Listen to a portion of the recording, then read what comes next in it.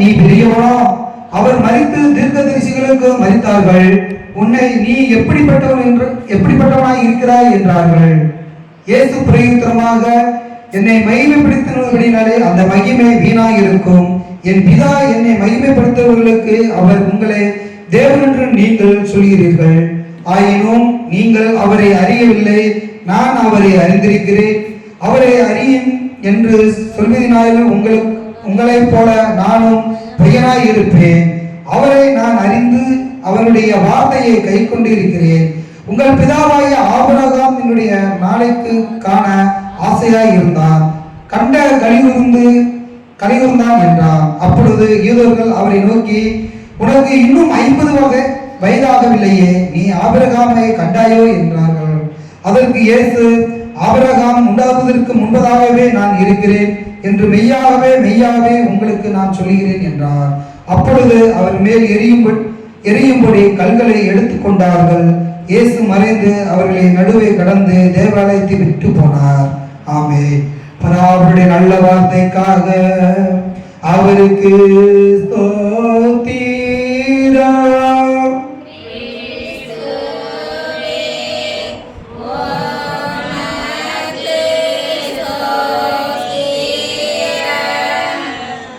நாம் உலகமெங்கும் உள்ள கிறிஸ்துவ திருச்சபைகளோடும் எல்லா விசுவாசிகளோடும் ஒன்றி சொன்னாய் நமது விசுவாச அறிக்கையை நாம் நிசையா விசுவாச அறிக்கையை நம்ம வைத்தோடு நாம் அறிக்கை செய்வோமாக.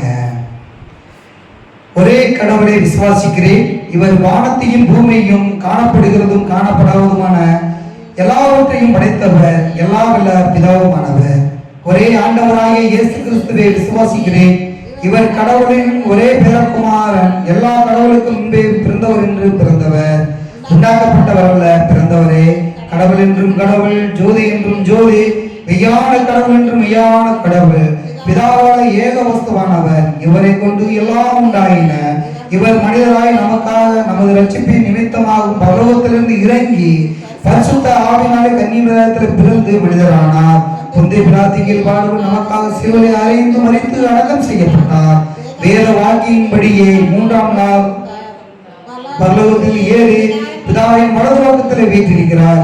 அவ்விடத்தில் இருக்கும் உயிரோடும் மரித்தோருக்கும் நியாயத்தீர்ப்பை மகிமையோடு திரும்ப வருவார். இவருடைய ராஜ்யத்திற்கும் முடிவு இல்லை. பரிசுத்த ஆவியானவரை விசுவாசிக்கிறேன். இவர் ஆண்டவர் உயிர்ப்பிக்கிறோமாமே. இவர் பிதாவென்றும் குமார் என்றும் புறப்படுகிறவர். பிதாவோடும் குமாரோடும் ஒரே பரிசுத்தமும் பொதுவான ஒரே அப்போஸ்தல திருச்சபை உண்டென்றும் விசுவாசிக்கிறேன். பாவ மன்னிப்புக்காக ஒரே ஞானஸ்தானம் உண்டென்று ஒப்புக்கொள்கிறேன். மரித்தெழுந்து உயிர்த்தெழும் வரையும் நித்திய ஜீவனையும் எதிர்பார்த்துக் கொண்டிருக்கிறேன். ஆமென். நாம் அறிக்கை செய்த இந்த விசுவாசத்திலே நாம் உயிருள்ளவரை உறுதியாய் நிலைத்திருக்க திரியை கடவுள் நம்மளுக்கு உதவி செய்து ஆன்மபலம் அளிப்பாராக. ஆமென். சபையார் அமர்வு.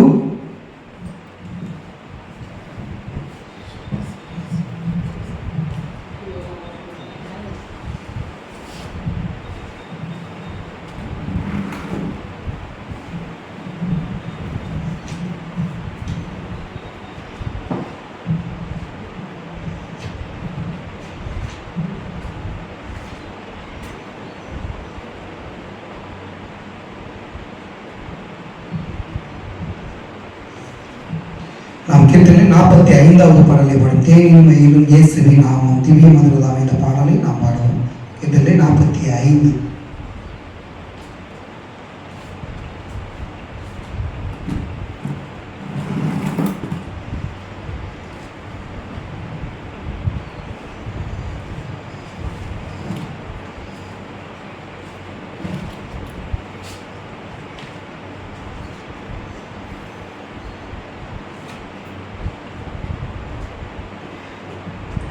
தேனிலும் மயிலும் இயேசுவின் நாமம் திவ்ய மதுரமாமே. அதை தேடி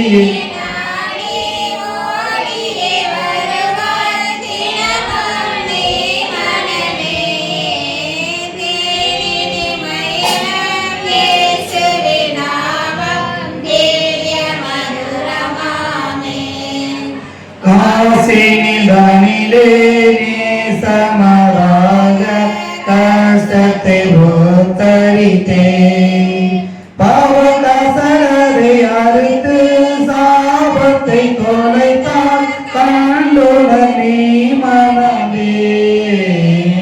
தேனிடு மகிழும் இயேசுவின் நாமம் திவ்ய மதுரமாமே. பாவியை மீட்க தாவியே உயிரை தாமே ஈந்தவராம். பின்பு நேமியம் கருணை நிலைவரமுண்டு நிறம் தேனிடு மயிலும் இயேசுவின் நாமம் திவ்ய மதுரமாமே. காலையில் பனி போல் மாயமாய் உலகம் வாயமாய் நீங்கிவிடும். என்றும் கர்த்தரின் பாதம் நிச்சய நம்பும் கருத்தாய் நீ மனமே. தேனிடு மயிலும் இயேசுவின் நாமம் திவ்ய மதுரமாமே. துன்பத்தில் இன்ப கொள்ளையில் நல்ல துணை பரமே சரிடம். நீயும் அன்பராய் சேர்த்தாலானை துணை காப்பார் ஆசைகள் நீ மனமே. தேனிடு மயிலும் இயேசுவின் நாமம் திவ்ய மதுரமாமே.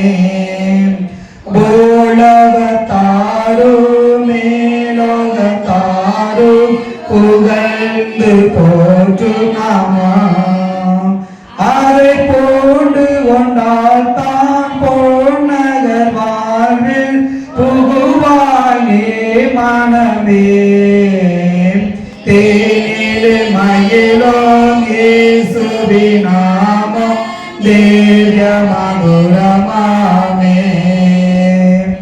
மேலான மகிமல் மேன்மையின் ராஜ விரும்பவர் கருணையாளர்.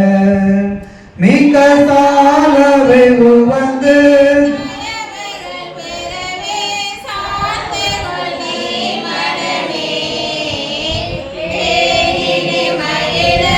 இயேசுவின் நாமம் திவ்யதம்.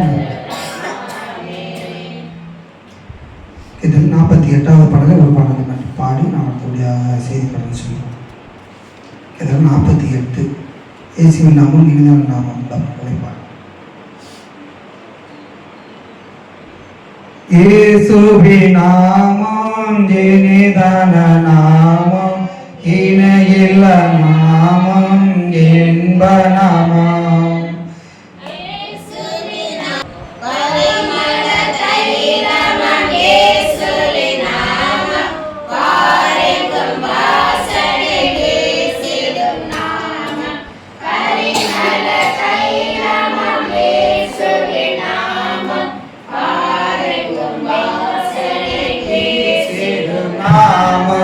இயேசுவின் நாமம் இனிதான நாமம் இணையில்ல நாமம் என்ப நாமம்.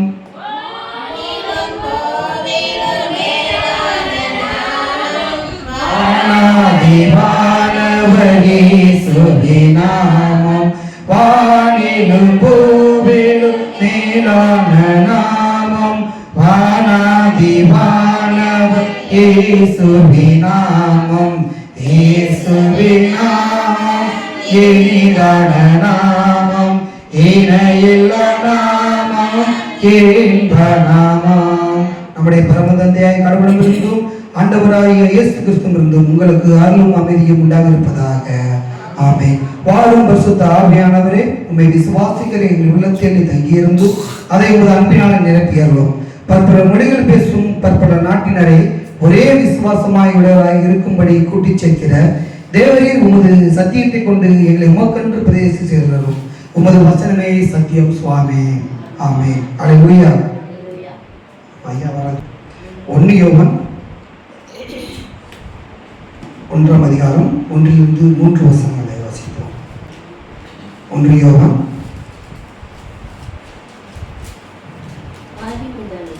ஆதி முதல் இருந்ததும் நாங்கள் கேட்டதும் எங்களை கண்களினால் கண்டதும் நாங்கள் நோக்கி பார்த்ததும் எங்கள் கைகளினால் தொட்டதுமாய் இருக்கிற ஜீவ வார்த்தையை குறித்து உங்களுக்கு அறிவிக்கிறோம். அந்த ஜீவன் வெளிப்பட்டது, பிதாவினிடத்திலிருந்தும் எங்களுக்கு வெளிப்பட்டதுமான நித்தியமாய் இருக்கிற அந்த ஜீவனினாலே நாங்கள் கண்டு அதன் சாட்சி கொடுத்து அதை உங்களுக்கு அறிவிக்கிறோம்.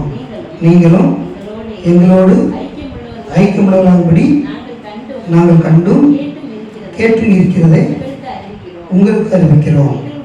எங்களுடைய ஐக்கியம் பிதாவோடும் அவருடைய குமாரனாகிய கிறிஸ்துவோடும் இருக்கிறது. ஆமென். அல்லேலூயா. பாருங்க, ஆண்டவர் இந்த இடத்துல ஒரு அருமையான ஒரு ஜீவ வார்த்தையை குறித்து நம்மளுக்கு சொல்லியிருக்கிறார். அல்லேலூயா. ஜீவ வார்த்தையை குறித்து அழகாக நம்ம சொல்லியிருக்காரு. பாருங்க, 16 யோவான் 16:6 நானே வழியும் சத்தியம் ஜீவனமாய் இருக்கிறேன் என்று நமக்கு என்ன செய்யற தேவன் நம்மளுக்கு அழகாக ஒரு வாக்குத்தத்தத்தையும் இந்த இடத்துல இருக்கிறார் கொடுத்திருக்கிறார். அப்ப இந்த ஜீவ வார்த்தை என்பது அவருடைய வார்த்தை. இந்த வார்த்தை இல்லாம இந்த பைபிள் நம்மளுக்கு இந்த வார்த்தை தான் நம்மளை என்ன செய்யணும், அதிகமா நம்ம என்ன செய்யணும், விசுவாசிக்க வேண்டும். இந்த விசுவாசம் என்பது என்னது, காணப்படுவதின் உறுதியும் காணப்படாததில் நிச்சயமாக இருக்கிறது. அப்ப இந்த வார்த்தை நம்மளுக்கு என்ன செய்யணும், அனைவரும் இந்த தேவனுடைய வார்த்தையை நாம் என்ன செய்ய வேண்டும், விசுவாசிக்க வேண்டும். விசுவாசிக்க ஜீவ வார்த்தையை குறித்து தான் இந்த இடத்துல நம்ம இன்னைக்கு நம்ம என்ன செய்ய போறோம், பேச இருக்கிறோம். அப்ப கிறிஸ்துவானவர் வார்த்தையாக இருக்கிறார். மனிதனுக்கு வெளிப்பட முழுமையான தேவனின் வெளிப்பாடு அவரே என்ன, ஜீவன். அல்லேலூயா. கிறிஸ்துவ வார்த்தையானவர் மனிதனுக்கு வெளிப்பட்ட முழுமையான தேவனின் வெளிப்பாடு அவரே ஜீவன். அப்ப இந்த ஜீவன் என்பது மிக மிக மிக நம்மளுக்கு ஒரு முக்கியமான ஒரு வார்த்தை. ஜீவன் என்ன, நம்மளுடைய உள்ளத்தில் இருக்கக்கூடிய ஜீவன். அப்ப இந்த ஜீவனுக்காகத்தான் ஆண்டவர் நம்ம எழுதுறாரு. அந்த வார்த்தையை நம்முடைய ஜீவன் பிழைத்திருக்கத்தான் இந்த வார்த்தையை சொல்கிறார் ஆண்டவர். நம்மளுக்கு இந்த இடத்துல வார்த்தையை குறித்து நம்மளுக்கு என்ன செய்யறார், ஜீவ வார்த்தையை நம்மளுக்கு ஒவ்வொரு உள்ளத்தில் நீங்க என்ன செய்யும், பதியப்பட வேண்டும். இந்த வார்த்தையானது, இந்த வேத வசனமானதே என்ன செய்யலாம், நம்முடைய அழகா சொல்லியிருக்காங்க, என்னுடைய வேத வசனத்தை தேடி வாசியுங்கள் சொல்றாரு. அப்ப இந்த வார்த்தையானது, இந்த வார்த்தை, இந்த ஜீவ வார்த்தையை நாம் இந்த இடத்துல நம்மளுக்காக என்ன சொல்லப்பட்டிருக்கு தேடி நாம் என்ன செய்ய வேண்டும், வாசிக்கப்பட வேண்டும். அப்ப ஜனங்களுக்கு நித்திய ஜீவனையை கொடுக்கவே அவர் வந்தார். அப்ப யோவான் 6ஆம் அதிகாரத்துல 51ஆவது வசனத்துல ஜனங்களுக்கு நித்திய ஜீவனை கொடுக்கவே அவர் வந்தார். அப்ப பாருங்க, அவர் நித்திய ஜீவனை கொடுக்கவே வந்தார்னா பாருங்க, இந்த உலகத்துல நம்ம எத்தனையோ நம்ம கடவுளை பார்த்துருக்கோம். நம்மளுக்காக நம்மை தூக்கி சுமக்குகின்ற, நம்முடைய ஆத்மாவை தூக்கி சுமக்குகின்ற தேவன் நம்மளுக்காக நம்முடைய நம்மளுடைய பாவத்துக்காக அக்கிரமத்துக்காக அவர் நம்மளை என்ன செஞ்சாரு, தூக்கி சிலுவையிலே சுமந்தார். ஆனா பாருங்க, நாம என்ன செய்யறோம், அவங்களுக்கு நம்ம பிறர் கடவுளை நான் தூக்கி சுமக்கிற பிள்ளையா நம்ம தெரிகிறோம்.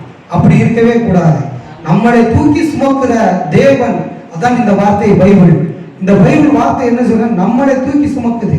அப்ப நம்மளை தூக்கி சுமக்கக்கூடிய வார்த்தையினால்தான் நம்ம என்ன செய்யணும், அவருக்குள் ஜீவனாக நாம் என்ன செய்ய வேண்டும், வெளிப்பாடு நாம் இருக்க வேண்டும். ஆக தேவன் இந்த இடத்துல நம்ம ஜீவ வார்த்தையானது நம் உள்ளத்தில், ஒவ்வொருடைய உள்ளத்தில் நாம் என்ன செய்யணும், ஆழமாய் பதிந்திருக்க வேண்டும். அப்ப தேவனுடைய வசனம் என்ன செய்யணும், நம்ம உள்ளத்துல இருந்தா தான் அதை என்ன செய்ய முடியும், கிரியை செய்ய முடியும்.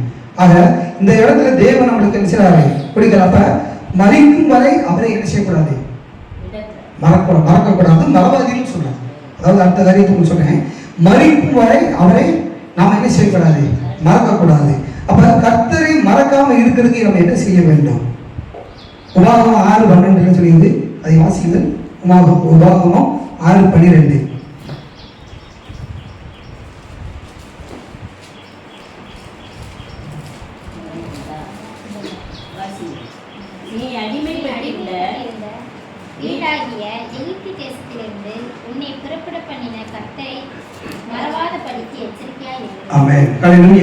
இஸ்ரவேல் ஜனங்கள் எகிப்து தேசத்துல எவ்வளவு அடிமையா இருந்தார்கள் வந்து நம்மளுக்கு என்ன செய்யலாம். நம்ம சின்ன வயசுல இருந்தே நம்ம என்ன செய்ய, இஸ்ரவேல் காரனுடைய ஆண்டவர் நம்மளுக்கு அந்த 40 நாள் என்ன செஞ்சார், வழிநடத்த வளாந்தத்தில் 40 வருஷமா வழிநடத்தும் பொழுது எவ்வளவோ அற்புதங்கள் அடையாளங்கள் எவ்வளவோ செய்தாங்க. ஆனா செஞ்சு அங்கே நாங்க வந்து எவ்வளவுதான் அவருக்கு வந்து அந்த அடிமைத்தனத்துல இருந்து ஒரு பாலும் தேனும் ஓடுகிற அந்த கானான் தேசத்துக்கு ஜனங்களை கூட்டு வருகிறதுக்கு மோசையை எப்படி அவர் வழிநடத்துகிறாரோ, அப்ப அந்த ஜனங்களுக்காக இந்த வார்த்தையை அவர் சொல்கிறார். என்ன சொல்லுங்க வாசிங்க, திருப்பி வாசிக்காத. நீ அடிமைப்பட்டு இருந்த. நம்ம எதுல அடிமைப்பட்டு இருக்கிறோம்? இப்ப நம்முடைய வாழ்க்கையில் நம்ம எந்த இடத்துல நம்ம அடிமையா இருக்கிறோம் என்பதை நம்ம ஒவ்வொருவரும் சிந்திக்க வேண்டும். எந்த பாவத்திலிருந்து நம்ம அடிமையா இருக்கிறோம், எந்த பாவத்தில் இருந்து நாம் அடிமைத்தனத்திலிருந்து எப்படி நாம் விடுதலை பெற வேண்டும், அதை குறித்து நாம் இந்த இடத்துல நாம் தியானிப்போம். ஹல்லேலூயா. அப்ப அடிமைத்தனத்திலிருந்து, எகிப்து அடிமைத்தனமா இருந்த இடத்துல இருந்து, அப்ப நம்முடைய பாவ சுபாவமான இருந்த பழைய காரியங்களை விட்டு நாம் என்ன செய்ய வேண்டும்? புதிதாக நம்ம ஒரு கானான் தேசத்துக்குள்ள வரும் என்றால் நம்முடைய பாவமான குறைகள், குற்றங்கள் எல்லாவற்றையும் விட்டு விலகி ஆண்டவராகிய இயேசு கிறிஸ்துவினுடைய பரிசுத்த ஸ்தலத்துக்கு நாம் என்ன செய்ய வேண்டும்? ஓடி வந்து வேண்டும். அப்ப இங்க வந்துட்டோம்னா ஆண்டவர் நம்ம என்ன செய்யக்கூடாது? ஒருபொழுதும் மறக்கக்கூடாது. எகிப்திலிருந்து உங்களை அடிமையா இருந்துடா, நம்முடைய பாவத்திலிருந்து, சாபத்திலிருந்தும், நம்முடைய துன்பங்கள்ல இருந்தும், கஷ்டங்கள்ல இருந்து எல்லாத்தையும் விட்டு என்ன செஞ்சிருக்காரு? தூக்கி நம்ம இடத்துல என்ன செஞ்சிருக்காரு? ஒரு இடத்துல நம்மளை கௌரவப்படுத்தி நம்மளை வைத்திருக்கிறார். அப்ப இந்த அடிமைத்தனம் உங்களுக்கு நல்லா தெரியும். நம்ம அடிமைத்தனம் வந்து எப்படி ஆதிகள் நம்ம எவ்வளவு அடிமைத்தனமா இருந்தோம்னு உங்களுக்கு நல்லா தெரியும். ஆனா நாம் கிறிஸ்தவராக இருக்கக்கூடிய நம்மளுடைய தேவ ஜனங்கள் எல்லா இடத்திலும் மிஷினரி, அந்த காலத்தில் உள்ள மிஷினரிகள் போனா ஒவ்வொரு ஜனங்கள் யாரும் பணக்காரங்களையோ பெரிய பெரிய கோடீஸ்வரர்களையோ ஐஸ்வர்யங்களை தேடி யாரும் போவாங்க. நம்மளுடைய மிஷினரிமார்கள் அனைவரும் என்ன சொன்னார்கள்? அடிமையாய் கிடந்த பிள்ளைகளை என்ன செய்ய வேண்டும்? தூக்கி எடுத்து இருத்த வேண்டும் என்பதற்காக தான் அன்றைக்கு மிஷினரிமார்கள் நம்முடைய இந்தியாவின் கால் தேசத்தில் விதிக்கப்பட்டு இன்னைக்கு அநேக ஜனங்களை நம்முடைய கிறிஸ்துவுக்குள் வைத்திருக்கிறாங்க. அப்ப நம்முடைய எகிப்து தேசத்துல எவ்வளவு நம்ம ரொம்ப மோசமாக சூழல் நம்ம கிடந்தோமோ அதுல இருந்து இன்றைக்கு நம்ம என்ன செய்ய ஒரு உயர்ந்த இடத்தில் நம்ம என்ன செஞ்சிருக்கிறார்? வைத்திருக்கிறார். அப்ப அந்த இடத்துல, இந்த உயர்ந்த இடத்துல நம்ம நிற்பதற்கு என்ன செய்ய வேண்டும்? நாம் முயற்சி செய்து கடைசி வரை அவருடைய பரிசுத்த தலத்துக்குள் நம்ம என்ன செய்ய வேண்டும்? எப்பொழுதும் நிலைநிறுத்திருக்க வேண்டும். ஹல்லேலூயா. அது மாதிரி வாசிங்க. எகிப்து தேசத்திலிருந்து அடிமையா இருந்து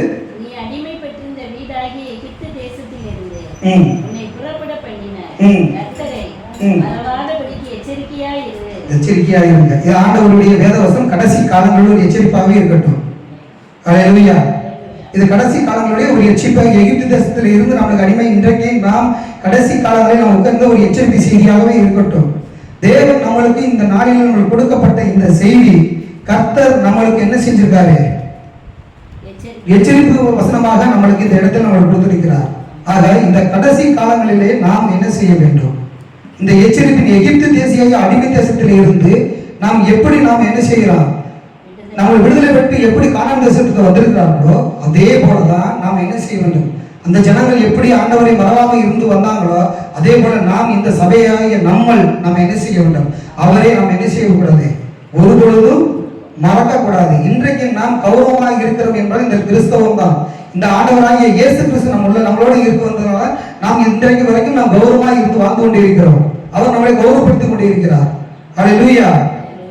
அப்ப தேவன் கர்த்தர் நம்மளோடு கூட இருந்து இந்த கடைசி காலங்களிலே இந்த அவருக்கு நம்ம என்ன செய்ய அடிமைத்தனமாக இருந்த எகிப்து தேசத்துல இருந்து அவங்க எப்படி நம்ம கானான் தேசத்துக்கு வந்தார்களோ அவர்கள் மறக்காமல் எப்படி இருக்கிறார்களோ அதே போல நாமும் என்ன செய்ய வேண்டும்? நாம் ஆண்டவராகிய இயேசு கிறிஸ்துவை பற்றி கொண்டு முழு மனதோடு நாம் என்ன செய்ய வேண்டும்? இருக்க வேண்டும். இப்பொழுது ஐயா வந்துட்டார்கள்.